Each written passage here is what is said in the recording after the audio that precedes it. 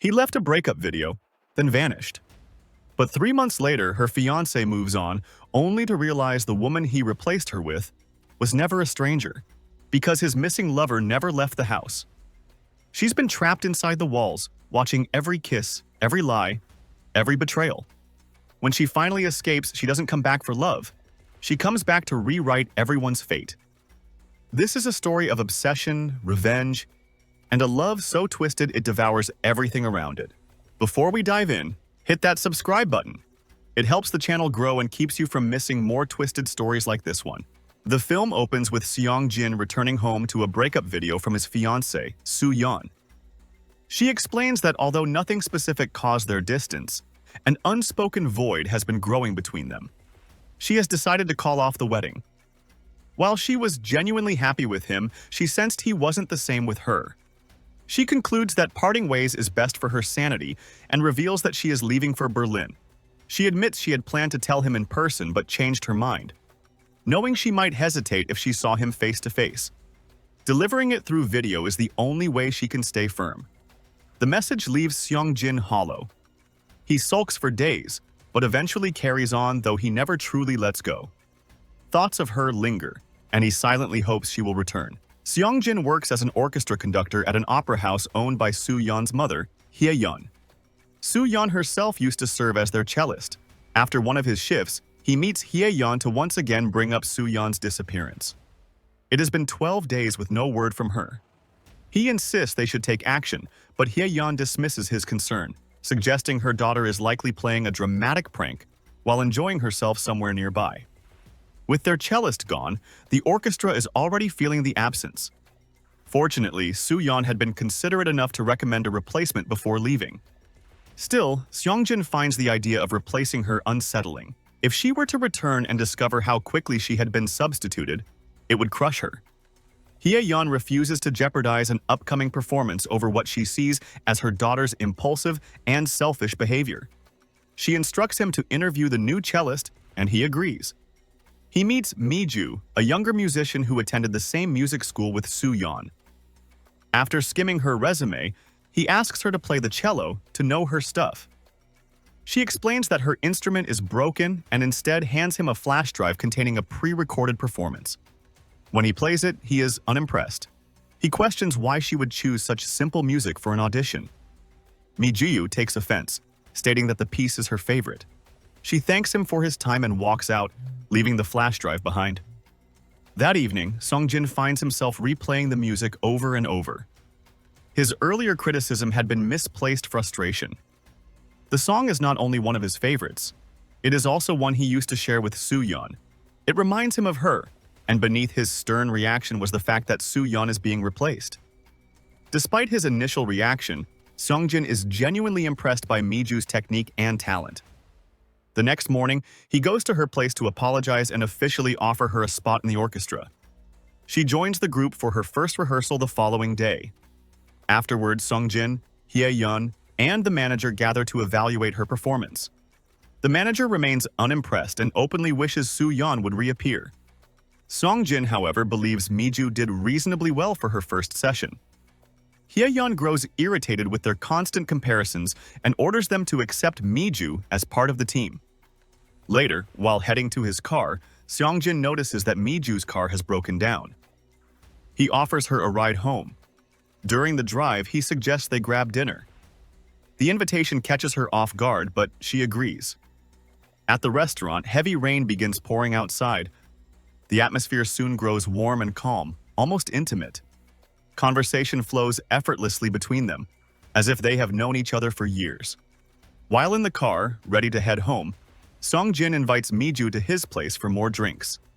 She agrees. Soon they are in his apartment, sharing another bottle and falling into deeper conversation. In the middle of it, Seong-jin leans in and kisses her. She reciprocates. When he tries to take things further, she hesitates and retreats to the bathroom. She stands before the mirror, steadying herself. He follows. He caresses her and the restraint breaks. They give in to the growing desire between them. The next day at work, Hye-yeon expresses unease about her daughter's disappearance. She insists something is wrong. If Soo-yeon had truly run away, she would have used her credit card by now. Silence is not in her nature. Songjin tries to dismiss it, suggesting she simply doesn't want contact with anyone for the time being. Just then, he receives a message from Miju. She tells him to forget the previous night, calling it a mistake. She warns that it must not happen again and that they should stop contacting each other. Seongji cannot get her out of his head. The memories of their night together replay in his mind until he finally gives in and dials her number. When she answers, he says nothing. Instead, he sits at the piano and begins to play. Realizing what he is trying to say without words, she listens in silence as the music fills the distance between them. Then she grabs her keys, drives straight to his apartment. This time, their encounter is even more intense. Later, while in the shower, Miju suddenly screams. Alarmed, Songjin rushes in. She assures him she is fine, explaining that the water simply turned too hot. The timeline shifts to 3 months earlier. When Songjin and Soo-yeon arrived in Seoul, Miju was already at the airport waiting to hand over the house keys. She and Soo-yeon had known each other previously, and Miju had overseen the renovation of the house. Yet, Soo-yeon acted distant, as though she didn't want to be associated with her. She was displeased that Miju had shown up at the airport uninvited. Songjin, however, didn't notice her. Upon arriving at their new home, Soo-yeon was visibly excited, but Songjin remained indifferent, unable to match her enthusiasm. The house itself held sentimental value. It once belonged to their former music school teacher. Seongjin had always admired its scenic view and aesthetic charm, so when the opportunity arose, they bought it. Miju restored it completely, breathing new life into it. Later that night, Soo-yeon discussed honeymoon plans, but Seongjin remained mentally absent. He responded unemotionally, offering nothing to the conversation. The following day after practice, Soo-yeon noticed him speaking with a female violinist. Jealousy stirred. She confronted him. He brushed it off, claiming it was just a casual exchange. But her frustration ran deeper than jealousy. She had finally realized that while he was lively and expressive around others, he is reserved and distant with her, making her believe he doesn't love her. When she pressed for an explanation, he admitted his resentment. He felt like a puppet in her life, with every decision dictated by her and her mother. He hated how she made it obvious that he had no control. The next day, Soo-yeon met with Miju at a cafe. This time, Miju appeared humble and kind. She apologized for her behavior at the airport. After some casual conversation, Soo-yeon revealed the real reason she wanted to meet. She confessed her concern over Seongjin's growing distance. Desperate to test his love, she shared a reckless plan. Humiliated by his indifference, she intended to hide in a secret room within the house to observe his true reaction. They returned to the house. Soo-yeon asked Miju to unlock the hidden room. Inside, the room has a one-way glass, appearing as a mirror from the other side, but allowing a full view into the bedroom and bathroom. The thick wall between the main house and the secret room is soundproof. They reminisced about their past. The secret room had existed since their teacher owned the house, and they had often sneaked into the room. When they left the room, Soo-yeon began packing essentials for her planned stay. She then recorded the breakup video meant for Songjin. Taking the key from Miju, she locked herself inside the hidden room. Her supposed departure to Berlin was nothing but an elaborate act. She planned to remain hidden for a few days, waiting to see whether Seongjin would break down or fight for her. But nothing prepared her for how things would turn out. During the moment when Seongjin watched the breakup video, Soo-yeon was observing him from the secret room. Seeing his reaction, she felt a small sense of satisfaction, believing her plan was working. Days passed. Seongjin remained gloomy, and she decided she had punished him enough. She prepared to exit. But when she tried the door, it wouldn't open. She attempted again. No movement. She began to panic as there was no network coverage inside the room, so she couldn't contact anyone. She pounded on the door, shouting for Songjin, but the thick, soundproof walls swallowed her voice. The terrifying reality hit her. She was trapped. Her food supplies eventually ran out. Desperate, she searched through the room and discovered a box of instant noodles that had expired long ago, now covered in mold. With no other choice, she washed off the mold and forced herself to eat it. Just when she thought the situation couldn't get any worse, she saw Miju entering the bathroom. Confusion swirled within her. She wondered what she's doing in the house and how she got in.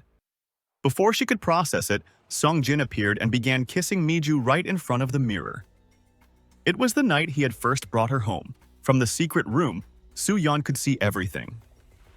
It became clear that nothing happening in that bathroom was spontaneous. Miju had planned out every move. The timing of her entrance, the way she drew Sung-jin toward the bathroom. Every gesture was calculated, to spite Soo-yeon, knowing she was watching. Inside the hidden room, Soo-yeon broke down. She clawed at the walls, slammed her fists against the glass, screamed until her throat ached.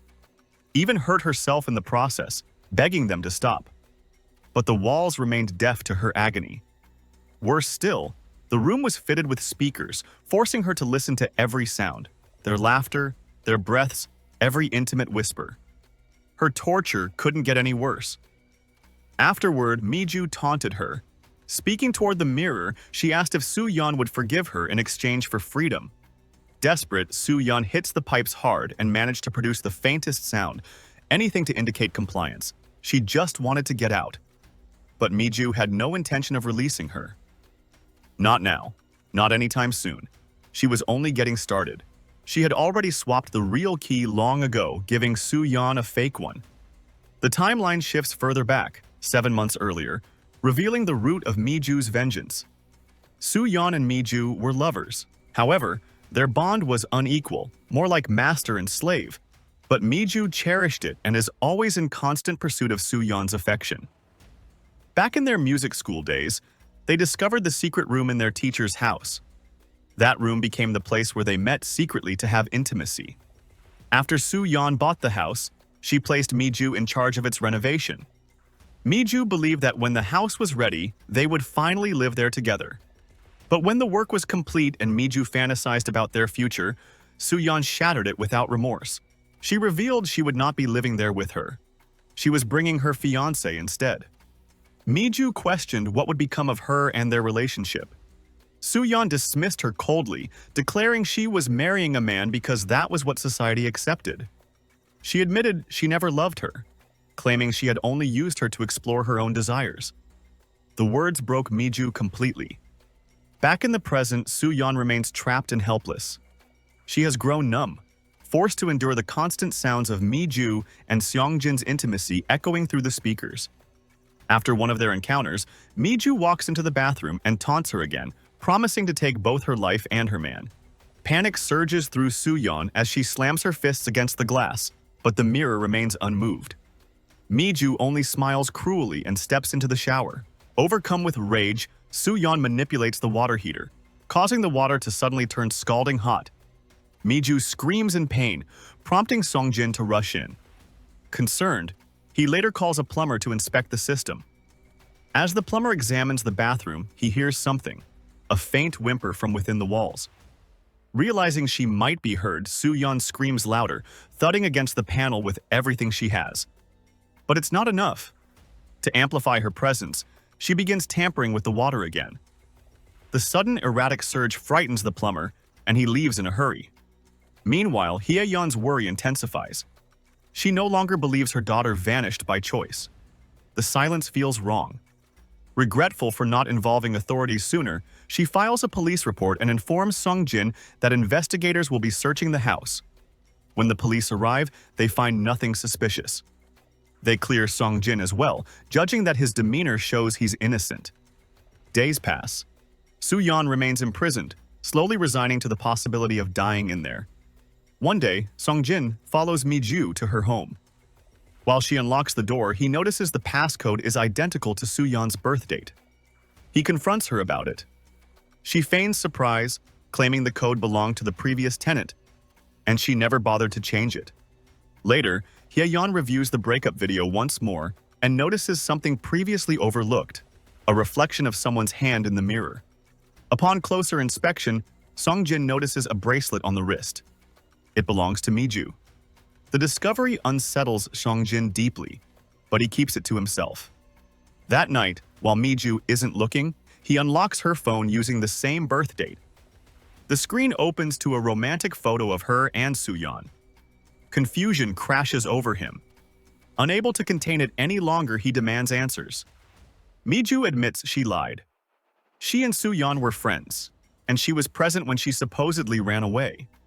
When he presses for her location, Miju claims ignorance.